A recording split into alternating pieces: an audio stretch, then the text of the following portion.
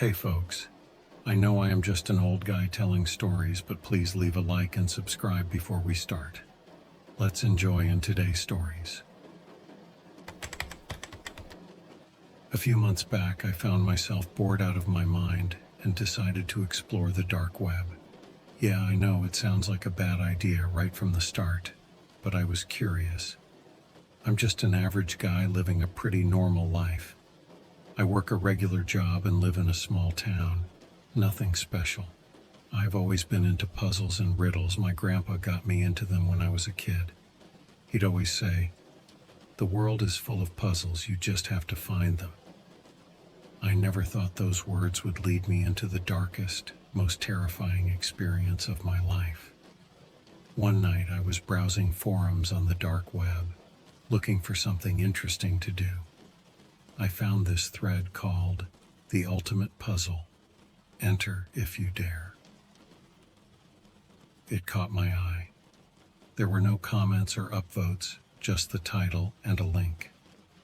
Curiosity got the best of me, and I clicked on it. The link took me to a page that was completely black except for one line of white text. Solve the puzzle and uncover the truth. Below that was a small box to enter answers. I love a good challenge, so I started working on the first puzzle. It was a simple cipher, and I solved it in a few minutes.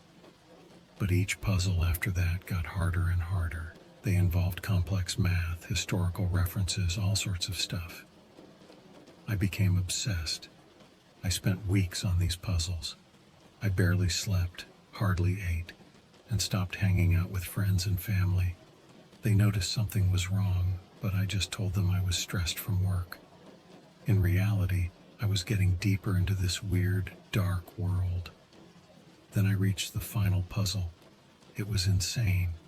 It needed knowledge of ancient languages, quantum physics, and cryptography. I spent every waking moment on it, feeling like I was on the verge of something huge. When I finally solved it, the screen went black for a moment, and then a message appeared. "Welcome to the truth." I got redirected to a new page with a bunch of encrypted files. My heart was racing as I decrypted them one by one. These were CIA documents, and they were about UFOs and aliens. It felt like I was in a movie, but this was real. One document stood out. It was about something called Project Elysium. This was a top-secret operation to communicate with extraterrestrial beings. The details were terrifying. Experiments on humans and animals, psychological manipulation, and people disappearing without a trace. The more I read, the more I felt like I was in a nightmare. I knew I shouldn't be reading this stuff, but I couldn't stop. There were autopsy reports on alien bodies, photos of UFOs that had been recovered, and transcripts of conversations between high-ranking officials about the existence of aliens. Then weird things started happening. My computer would turn on by itself at night, and I began getting anonymous emails with cryptic messages. My phone would ring, but there'd be only static on the other end. It felt like someone, or something, was watching me. One night, as I was reading through another set of documents, I heard a loud knock on my door. It was almost midnight, and I wasn't expecting anyone. My heart was pounding as I approached the door and looked through the peephole. No one was there. I opened the door cautiously and found a small, unmarked envelope on my doorstep. Inside was a single piece of paper with a message typed in red ink. "Stop what you're doing. You're in over your head." That's when I realized I had gone too far. I tried to delete the files, but my computer froze every time I tried. Panicking, I disconnected it from the internet and shut it down, hoping that would solve the problem. But the strange things didn't stop. If anything, they got worse. I started seeing shadows moving out of the corner of my eye, hearing whispers when I was alone, and feeling this overwhelming sense of dread that I couldn't shake. My friends and family kept asking what was wrong, but I couldn't tell them the truth. They'd think I was crazy. So after that warning message, I decided to stay low for a bit. I disconnected my computer from the internet and tried to go back to my normal routine, but I couldn't shake the feeling that someone was watching me. It was like I had opened a door that should have stayed shut. One night, I went out for a walk to clear my head. It was pretty quiet, the streets almost empty. As I turned the corner to my street, I noticed a black van parked a few houses down from mine. I'd seen it a few times before, but I always thought it was just a coincidence. Now, I wasn't so sure. When I got home, I checked all the locks on my doors and windows. I was starting to feel really paranoid. That night, I barely slept, jumping at every little noise. Around 3 a.m., I heard a soft thud outside my door. My heart was pounding as I grabbed a baseball bat and slowly opened the door. There was another envelope. My hands were shaking as I picked it up. Inside was a USB drive and a note that said, "You need to see this." I hesitated, but eventually plugged the drive into my offline computer. There were video files on it, labeled by dates. The most recent one was from just 2 days ago. I clicked on the first video. It showed what looked like a lab. Men in lab coats were examining what seemed to be an alien body. They were talking quietly, but I could make out some of what they were saying. They were discussing the alien's anatomy, its possible origins, and what it meant for humans. The next video was even worse. It showed experiments being done on people. There were people strapped to tables, being subjected to strange devices and injections. The screams and pleas for help were horrifying. I felt sick to my stomach but kept watching. The last video was the worst. It showed a meeting room with high-ranking officials talking about Project Elysium. They discussed how they were controlling information, manipulating the public, and making sure the truth about aliens never got out. One of them even mentioned that anyone who got too close to the truth would be taken care of. I felt like I was going to throw up. I pulled the USB drive out of my computer and threw it across the room. My mind was racing. What had I gotten myself into? I wanted to believe it was a prank, but deep down I knew it wasn't. The next few days were a blur. I was constantly looking over my shoulder, thinking someone was following me. The black van was outside my house more often. I tried to talk to my friends about it, but they just thought I was stressed out and paranoid. I couldn't blame them. It did sound crazy. Then one evening things took a turn for the worse. I was home alone, trying to relax with some TV. Suddenly the power went out. My heart skipped a beat. I grabbed my phone and turned on the flashlight, making my way to the fuse box. Just as I was about to flip the switch, I heard footsteps behind me. I turned around, my phone's light shining on a man in a suit standing in the doorway. His face was blank. "You need to stop," he said in a calm, cold voice. "You're in over your head." I was frozen with fear. "Who are you?" I managed to ask. "That's not important," he replied. "What's important is that you stop what you're doing, forget what you've seen, for your own good." With that, he turned and left, disappearing into the dark. The power came back on a few seconds later, leaving me standing there shaking. I knew then that I couldn't just walk away from this. I had to find out the truth, no matter what. I started making plans. I backed up all the files I had and encrypted them. I documented everything that was happening to me. If something happened, I wanted there to be a record. I also reached out to a few trusted people, hinting that I might need their help soon.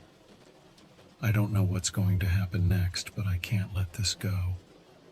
I need to uncover the truth, not just for me, but for everyone. This is bigger than I ever imagined, and I'm in too deep to back out now. After that guy showed up at my place and told me to stop, I couldn't just let it go. I needed to know more.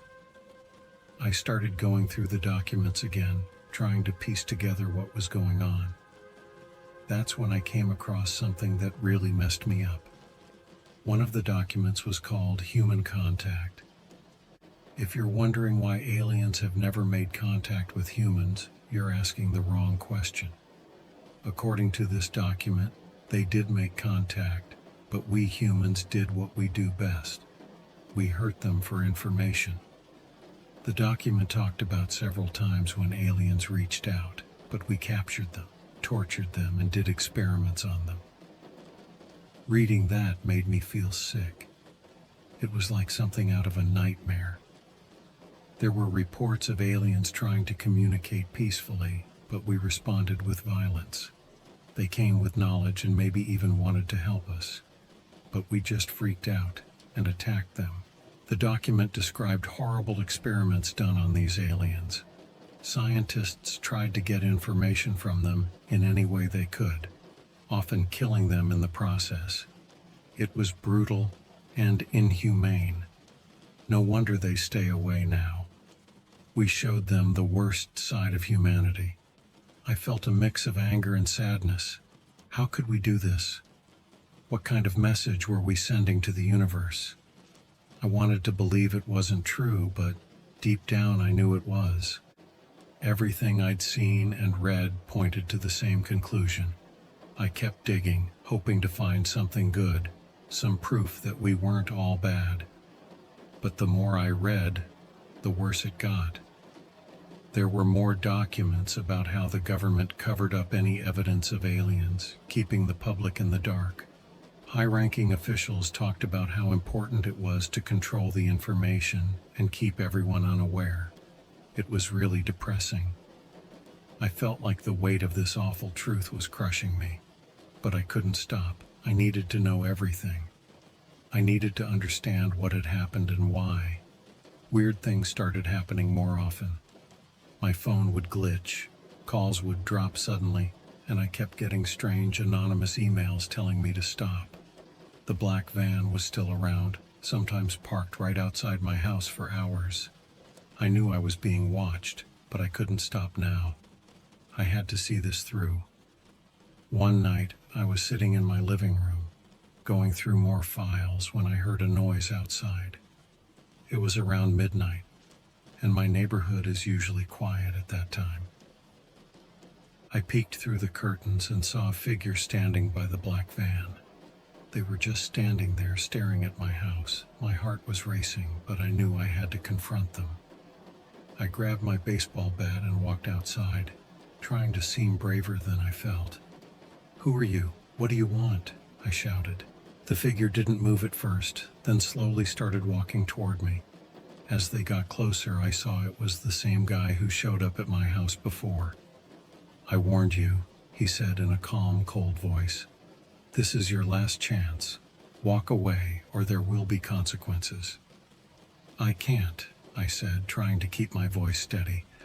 "I need to know the truth." He sighed, like he felt sorry for me. "You have no idea what you're getting into. This is bigger than you, bigger than all of us. Just walk away while you still can." With that, he turned and walked back to the van, driving off into the night. I stood there for a few minutes, trying to process what had just happened. I knew I couldn't walk away, but I also knew I was in serious danger. I went back inside and started packing a bag. I needed to go somewhere safe, somewhere I could keep digging without being watched. I reached out to a few friends, explaining that I needed a place to crash for a while. One of them agreed to let me stay, no questions asked. I backed up all the files again and encrypted them, making sure I had multiple copies. I wasn't going to let this information disappear. I knew I was in too deep, but I couldn't stop now. I had to see this through no matter what. After I moved to my friend's place, I kept looking into the files. I felt safer there, at least for a while. One night I found a document that really blew my mind. It was about ancient structures like the Great Pyramid of Giza, Stonehenge, and others. The document said that aliens had helped humans build these things. I know it sounds crazy, but listen to this. This document had detailed reports and evidence that aliens had been in contact with humans way back in ancient times. They didn't just visit, they actually helped us build some of the most amazing structures on Earth. The first part of the document talked about the Great Pyramid of Giza. It explained how the technology needed to build something so precise and massive didn't exist back then. The aliens provided the knowledge and technology to move those huge stones and place them perfectly. The pyramids were built as a way to honor the aliens and to align with certain stars. Next, the document talked about Stonehenge. It said that the stones were moved from miles away with the help of alien technology. The purpose of Stonehenge was to serve as a kind of calendar, helping ancient people track time and seasons. The aliens taught humans how to use it and why it was important. The document also mentioned other places around the world, like the Nazca lines in Peru and the ancient city of Teotihuacan in Mexico. The Nazca lines, huge drawings etched into the desert floor, were said to be made as signals for alien spacecraft. Teotihuacan, with its massive pyramids and complex city layout, was also built with alien help, designed to mimic the stars and planets. Reading all this made my head spin. I always thought of these places as incredible achievements of ancient civilizations, but this document suggested that we had help from beings beyond our world. It made me question everything I thought I knew about human history. As I kept reading, I found more details about how these aliens interacted with humans. They weren't just giving us technology, they were teaching us, guiding our development. They helped ancient humans understand math, astronomy, and engineering. This knowledge was passed down through generations, although much of it was lost or hidden over time. I couldn't believe what I was reading. It felt like something out of a sci-fi movie, but this was supposedly real. The document even had references to ancient texts and artifacts that supported these claims. I felt like I was uncovering secrets that had been hidden for thousands of years. But with this knowledge came more fear. If this information was true, it meant that powerful people had been hiding it for a very long time. It also meant that these aliens might still be out there, watching us. And if they'd helped us before, why had they stopped? Had we driven them away with our actions, just like the document about human contact suggested? I started noticing more strange things happening around me. My friend's place, which had felt safe at first, now seemed compromised. The black van started showing up nearby, and I felt like I was being watched again. I knew I couldn't stay there much longer. One night, I heard a noise outside the window. I peeked out and saw a figure standing by the tree line, watching the house. My heart raced. I knew I had to get out of there. I packed up my stuff and quietly slipped out the back door, taking a different route to avoid being seen. I've been on the move since then, trying to stay one step ahead. I'm still going through the files whenever I get a chance, but it's getting harder. I feel like I'm running out of places to hide. After I left my friend's place, I kept looking into the files whenever I could. I was determined to find out everything. That's when I found something incredible. It was about how some people had actually managed to contact aliens. The document detailed various attempts and successes in communicating with extraterrestrials. These weren't just random people. They were scientists, engineers, and even some government officials who believed in the possibility of peaceful contact. They used advanced technology and a deep understanding of physics and mathematics to send messages into space. One part of the document described a successful contact event. The aliens responded with complex data that took years to figure out. They shared knowledge about their technology, their way of life, and even warnings about the dangers of certain technological paths. It was mind-blowing. But then things got dark. The document mentioned that these people were quickly silenced. Some disappeared, others were discredited, and all their work was taken away. It was clear that someone didn't want this information to get out.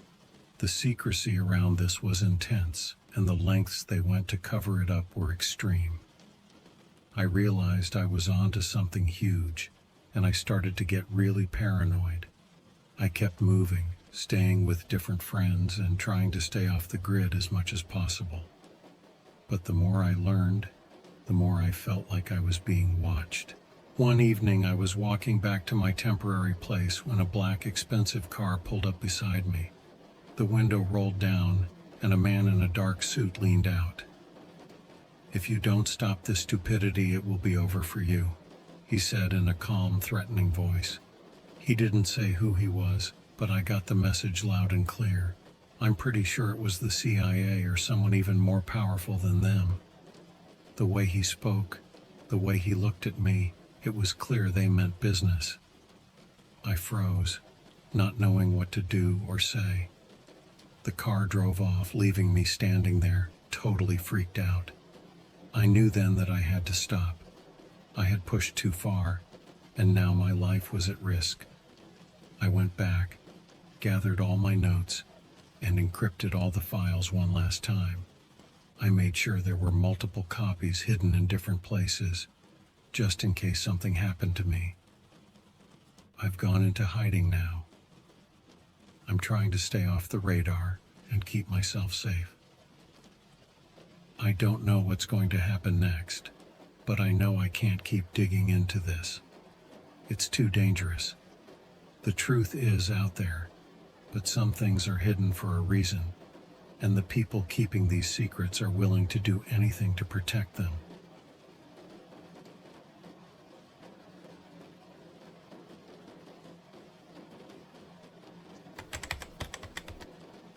I'm kind of a tech geek, always messing around online, and sometimes I wander into the dark web.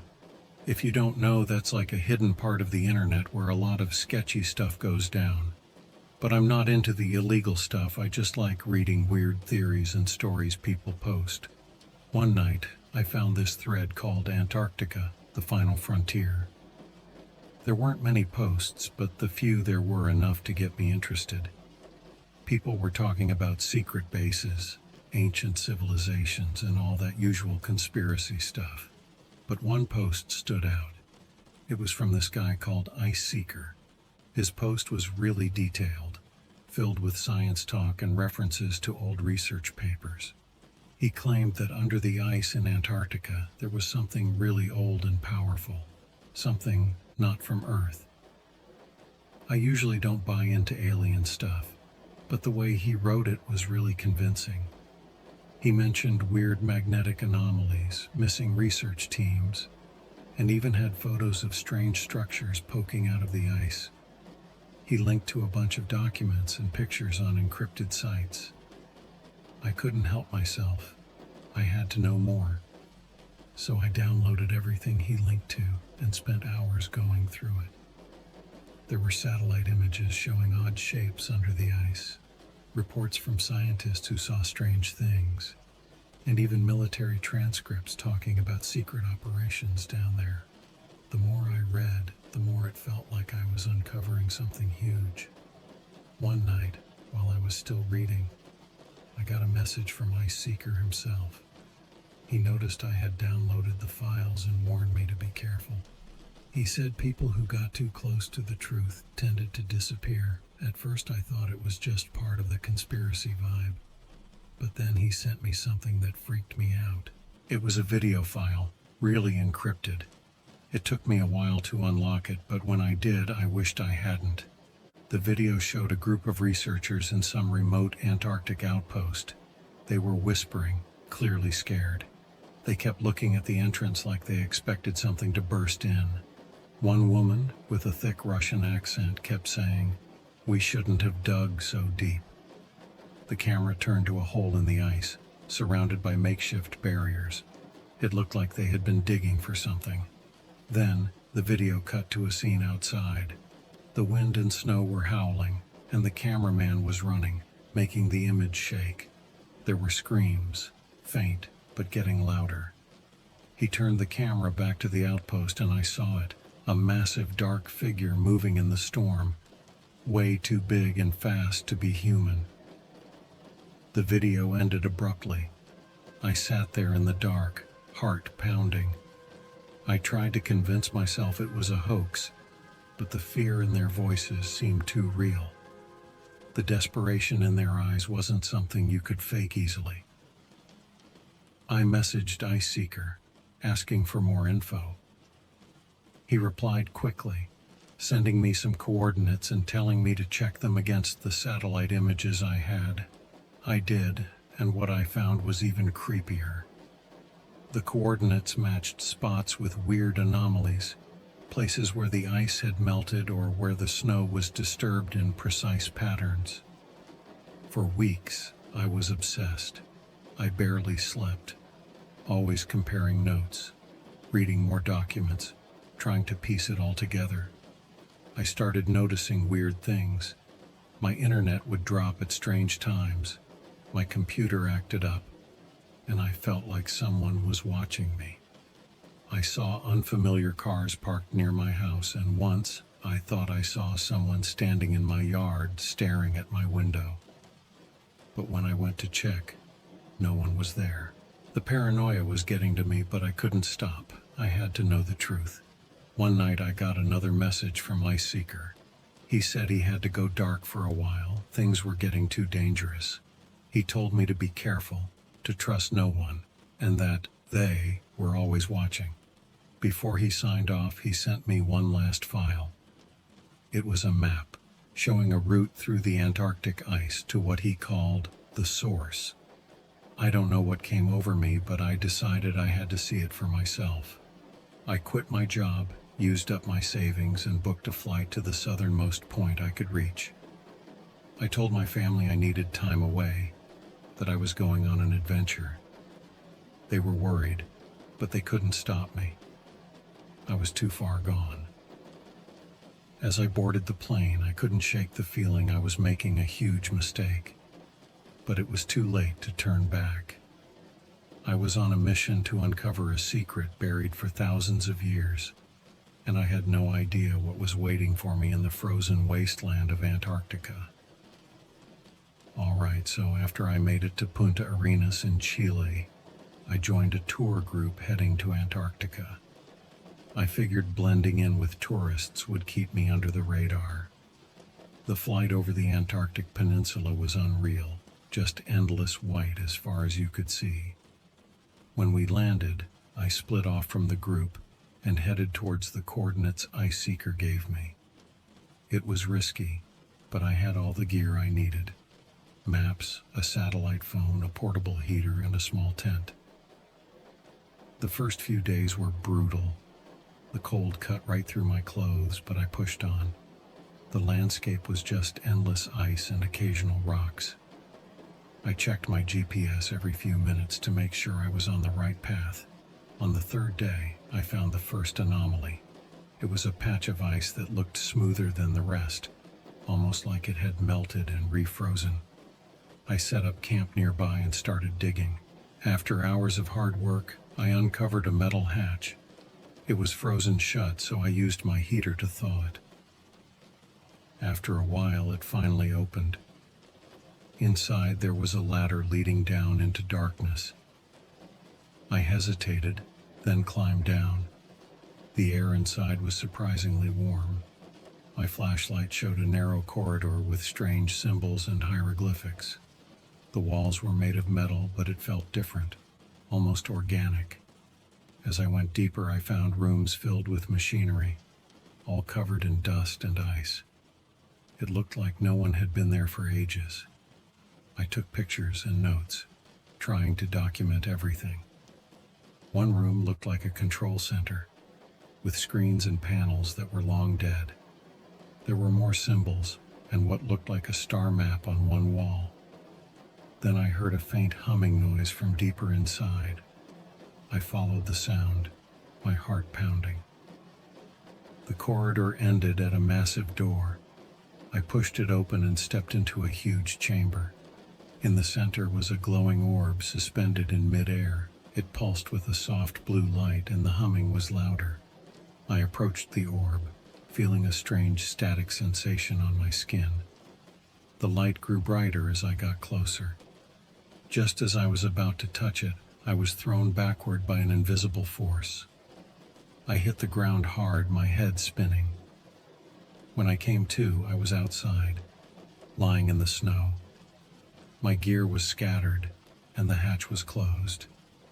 My head was throbbing, and I had no idea how I got there. My phone and GPS were dead, their batteries completely drained.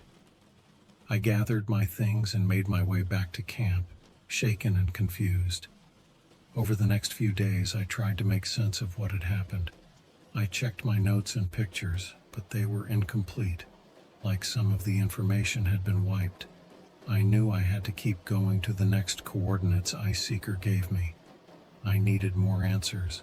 The journey got tougher as the weather worsened. Blizzard slowed me down, and I had to take shelter often. But I kept going, determined to reach the next anomaly. After another week, I found what looked like a natural cave entrance. Inside, the air was warmer, and the walls had the same symbols. The cave led to more tunnels, and deeper inside, I found more machinery. This time, it looked like it had been used recently. There were footprints in the dust, and some of the equipment had been moved. I followed the tunnel until I reached another chamber. It was smaller, with more machinery and stasis pods. Most were empty, but one was still active, its lights blinking. I wiped the frost off the glass and saw a figure inside, humanoid but not human. Its skin was pale and translucent with large black eyes. It was alive but in some kind of deep sleep. I took more pictures and notes but was interrupted by footsteps echoing through the tunnel. I hid behind a machine, heart racing. A group of people in military gear entered, talking in hushed tones. They mentioned securing the area and preparing for extraction. I stayed hidden until they left, then quickly made my way back to the surface. I had seen enough to know this was way beyond my understanding. I needed to get out and tell someone before it was too late. After what felt like an eternity, I finally reached the edge of civilization, or at least as close to it as you can get in Antarctica. I managed to find a research station. I was half frozen, completely exhausted, and probably looked like a madman, but they took me in. I kept my story simple, said I got lost on a personal expedition. They didn't ask too many questions, thankfully. Once I had warmed up and gotten some food and rest, I found a moment to check my gear. My phone and GPS were still dead, but my camera had survived. The photos and notes I had taken were intact, giving me some proof of what I had seen. But I knew I couldn't share them with just anyone. This was bigger than anything I'd ever encountered. While at the research station, I tried to blend in and not draw too much attention. I spent a lot of time in their small library, going through whatever I could find about Antarctic expeditions and anomalies. Most of it was dry scientific stuff, but then I stumbled across something interesting. It was an old, dusty journal, half buried on a bottom shelf. The journal belonged to a scientist named Dr. Arthur Langford, who had led an expedition in the 1980s. His notes were detailed and meticulous, but towards the end, they got stranger. He wrote about discovering massive, human-like footprints in the ice, far larger than any human could make. He mentioned hearing rumors from other researchers about giants that lived under the ice, stories passed down by indigenous peoples and early explorers. I couldn't believe what I was reading. Giants? It sounded like something out of a fairy tale. But given what I had already seen, I couldn't dismiss it outright. Dr. Langford's notes also talked about hidden chambers and tunnels, much like the ones I had found. He mentioned a large door with ancient symbols that he believed led to a giant's resting place. His last entry was a hurried scrawl about hearing strange noises and seeing large shadows moving in the storm. It seemed like Dr. Langford had stumbled onto something similar to what I had found, and he paid the price for it. There were no further entries, and there was no record of him after that expedition. It was like he had vanished into thin air. I knew I had to be careful. If the military or whoever was guarding these secrets found out what I knew, I could end up like Dr. Langford. I decided to leave the research station and head back home, but first, I needed to gather more information. Using the station's computer, I managed to access some restricted files about past Antarctic expeditions. It took some digging, but I found reports about missing teams, unexplained phenomena, and other oddities that matched what I had seen. There were references to Project Hyperborea, a top-secret military operation supposedly looking into ancient technologies and beings in Antarctica. One file stood out. It detailed an excavation that uncovered a massive, perfectly preserved body of what they called a giant. The creature was humanoid, around 12 feet tall, with advanced armor and weapons that seemed out of place for something so old. The report ended with a note about transferring the body and artifacts to a secure facility for further study. This was it, proof that there was something under the ice, something not from this world. Giants, ancient technology, aliens. It was all connected, but I was out of time. I had to get out of there and share what I had found before it was too late. I left the research station under the cover of night, heading for the nearest outpost with a communications link. It was a tough journey, but I made it. From there, I managed to send encrypted messages to a few trusted contacts, sharing my notes and photos. So after I got back home, things didn't really go back to normal. I always felt like someone was watching me. I'd go outside and feel eyes on me, even when no one was there. It was creepy, but I had to keep moving forward. I needed to understand what I had stumbled upon. One night, while going through the photos and notes again, I got this weird email. It just said, "Meet me at the old library, midnight," with an address. I was freaked out, but also curious. I needed answers, and this could be my chance. I went to the old library, on the edge of town. The place was falling apart and looked abandoned. Inside, there was a dim light. I saw a shadowy figure at the back of the room. My heart was pounding. "Who are you?" I asked, trying not to sound scared. "Call me Alex," he said. "I know what you've seen and I know what you're looking for." He came into the light, and I saw a middle-aged guy with tired eyes. We sat down at a dusty table. "You've found something that powerful people don't want the world to know about," he said. "The truth about what's under the ice in Antarctica is a secret that's been kept for a long time." He told me that both the Russians and Americans found advanced stuff under the ice. During the Cold War, they both sent secret teams to check it out. They found not just alien technology, but also signs of giants, real, huge beings. "These giants aren't just legends," Alex said. "They were real, and their tech could change everything. The governments thought this info was too dangerous to share. They feared it would cause global chaos or a deadly race for power.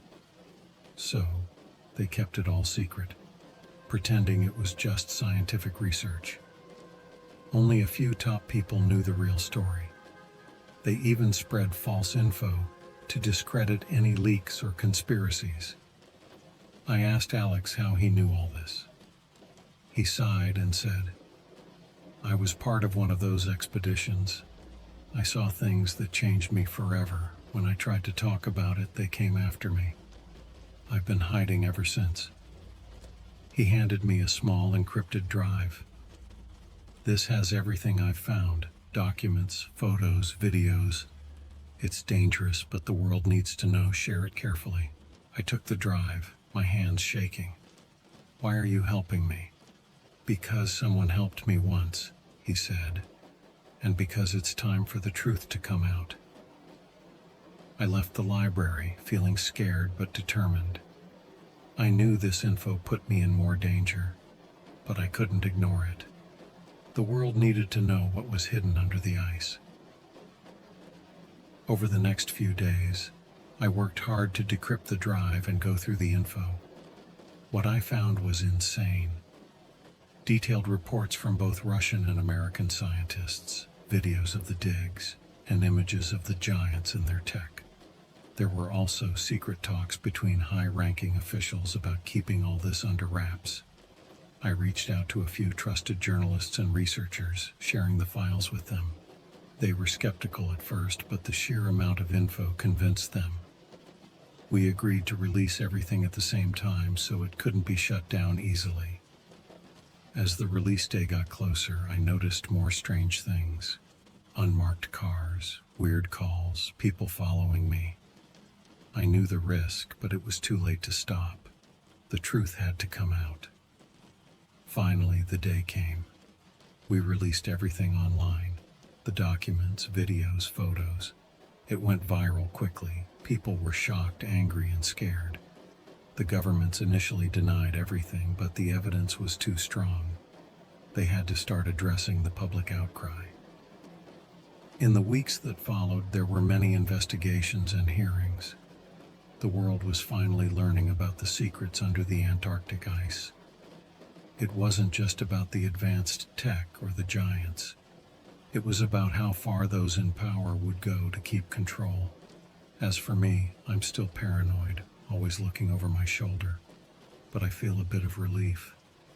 The truth is out there now, and it's up to the world to decide what to do with it. I did my part, and now I can only hope it leads to a better understanding of our past and a more open future. So after we released everything online, a few people saw it. Not too many, but the people who saw it were shocked and freaking out, and it seemed like the truth was finally out there. But that didn't last long. Within hours, the info started disappearing. Websites crashed, videos got taken down, and even social media posts vanished. It was clear that whoever was behind this had serious power. Next thing I knew, government agents showed up at my door. They didn't throw me in jail, but they put me on house arrest. They said it was for my protection, but it felt more like they were trying to shut me up. They cut off my internet, and I could only make a few phone calls. They told me not to talk to anyone about what I had found. It was obvious they wanted to control the story and keep everything hidden. Being stuck at home was torture. Every noise made me jump, and I couldn't shake the feeling that someone was always watching me. The paranoia I felt in Antarctica followed me home, and it was with me all the time. I know that by writing this, I'm taking a big risk, but I can't stay silent. People need to know what's really going on. The truth about what's under the ice in Antarctica affects all of us, and the lengths they go to keep it hidden are terrifying. They don't want you to know about the ancient technology or the giants. They don't want you to know that these secrets could change everything we know about our history and our place in the universe. They're afraid that this knowledge could cause chaos, but keeping it hidden is worse. I don't know what's going to happen to me. Maybe they'll come for me, maybe they'll try to silence me for good, but I can't live with myself if I don't at least try to get the word out. Even if they take this down, even if they silence me, I hope someone else keeps searching for the truth. You have no idea what they are hiding from you. The world is full of secrets, and the truth is often stranger and more dangerous than we can imagine. Stay curious, stay vigilant, and never stop asking questions. This might be the last thing I get to share, but I hope it makes a difference. If you're reading this, please spread the word. The more people know, the harder it will be for them to keep it hidden. And maybe, just maybe, we can uncover the truth together. Stay safe, and never stop looking for answers.